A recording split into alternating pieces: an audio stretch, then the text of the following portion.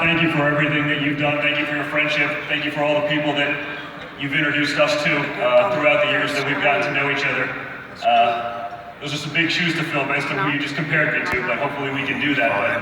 But when I look around this room, when I walk around the floor over here, I actually believe that we have a chance of doing that, reshaping that next generation of hunter, of outdoors men and women, because it's all starting here. I spoke to this very room 2 years ago and made a lot of promises, talked about a lot of things that we were going to do as a very unlikely person to perhaps be up on this stage. But when I see what's going on right now with the secretary who you'll hear from shortly and my father's administration, now that people like you have given us the chance to do those things, we have an incredible opportunity to transform our nation and our great hunting and outdoor heritage into something special, something that it was always designed to be. For me, I'm an unlikely person to be here. I'm the son of a really rich guy from New York City. And yet, a lot of unlikely things happened in the last few years, huh?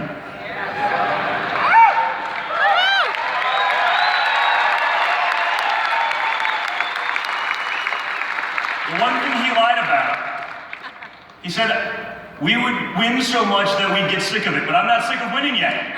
Are you guys sick of it? No. I didn't think so. But we have the great opportunity to do something. I had a mentor, my grandfather, from a very young age. He saw the lifestyle that I was living and growing up in New York City. I spoke about this in this room again 2 years ago, but he said, you know what, that's great. We're so blessed to be able to have the things that we have, coming from a successful family, growing up in this country, in America. You're so blessed, but you have to see the other side. And so he, from a very young age, took me to what was then communist Czechoslovakia and said, there's the woods, I'll see you at dark. I was about 5. It was a little intimidating, but he started a foundation for my love of the outdoors. Lessons that I learned in the outdoors that I'd never be able to learn anywhere else, that you certainly, our next generation won't, sort of the instant gratification, iPad, video game generation. It's those lessons that I learned from him at a very young age. Patience, perseverance, just dedication, all the things that it took to be so good at the things that we love in the outdoors, whether it's shooting, fishing, hunting. Those are lessons that don't exist. You don't learn them in the real world anymore. It's been bred out of our system. So if we can get a kid off of a couch, away from a video game, into the woods, into a stream, onto a range, all of those things, we can do some amazing things. But we have to band together. The one thing I've had, and the one thing I've experienced being sort of a hunter that, I bow hunt, but I'll use a compound, I'll use a crossbow. I shoot recurves and longbows too. And even within that section, you'd think that everyone would be together, everyone would be on the same page, but they're not. The trad bow guys don't want to compete with the crossbow guys, and the compound guys think they're better because they can shoot a little bit further. We need to get together. When the politics process started for me, I used to think, well, the shooters are the same as the hunters, are the same as the fishermen, but it's really 3 very separate circles with only a little bit of concentricity in the middle. We got to get all those people together to do the great things that we're trying to do for the outdoors, for everyone, for all people, for all Americans, for that next generation, to preserve.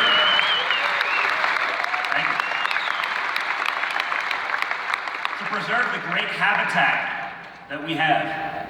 We can't make it about inches. We can't make it about selfishness. Well, I got to pull the trigger. Bring someone else in there. I come from the People's Republic of New York City. And I have a lot of people not fans of guns. Definitely not fans of hunting. But they know me well enough and they trust me well enough that when I go to them and be like, give me 12 hours. Give me 12 hours next Saturday. They do it. They'll give me 12 hours. They'll meet me somewhere, take them out, shoot a little clays, get them safe, get them sound, get them comfortable. Go do a little pheasant walk up, something like that. Not one of those people hasn't come to me at the end of that day saying, Don, that was awesome. When are we doing it again? Or Don, can you take me out to deer hunt? Or Don, will you teach me how to shoot an AR? Will you take me to a pistol range? With a couple hours of time, you can take someone who had no interest and frankly was a voice against all of your passions and get them on your side. But we have to do that. It can't be the good old boy network of I'm just going to hunt with my buddies.